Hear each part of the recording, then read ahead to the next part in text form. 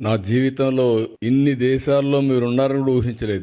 మీరు వెళ్తారని కూడా ఊహించలేదు. చెప్పాను చాలా సార్లు, ఎప్పుడు మాట్లాడినా చెప్తూనే ఉంటాను. కానీ దాన్ని అందిపుచ్చుకొని మీరు ఇన్ని దేశాలకు పోతే, ఫస్ట్ టైం నేను జైల్లో ఉన్నప్పుడు ఎక్కడెక్కడి నుంచో మీరు డెమాన్స్ట్రేషన్లు చేస్తా ఉంటే ఇన్ని దేశాల్లో తెలుగు వాళ్ళు ఉన్నారా అని నాకే ఆశ్చర్యం కలిగే పరిస్థితి వచ్చింది. అది 1-2 రోజులు చేయాలా మీరు? నేను జైల్లో ఉన్న 53 రోజులు నిరంతరం మీరు ఉద్యమాలు చేశారు. దీనికి నా జీవితాంతం నేను అనుకున్నాను. కొంతమంది మేము ఆలోచించాం. రాష్ట్ర భవిష్యత్తు ఒక పక్క, రాజకీయాల్లో ఉండదగ్గ వ్యక్తి కాని వ్యక్తి ఆ రాష్ట్రంలో ముఖ్యమంత్రిగా ఉంటే ఏం జరిగిందో మనం చూసాం. అందుకని అందరం కలవాలనుకున్నాం. తెలుగుదేశం, జనసేన, బీజేపీ 3 పార్టీలు కలిసి పోటీ చేశాం. పోటీ చేస్తే నాకే ఆశ్చర్యం వేస్తుంది. ప్రపంచంలో ఎక్కడెక్కడి నుంచో వచ్చారు. మీరు నెలల తరబడి అక్కడే ఉన్నారు. ఒక్కొక్కరు మీకు ఎంత శక్తి ఉంటే అంత డబ్బులు ఖర్చు పెట్టి ఎన్నికల్లో గెలిపించారంటే ఇది మా జీవితంలో ఎప్పుడూ మర్చిపోలేని సంఘటన.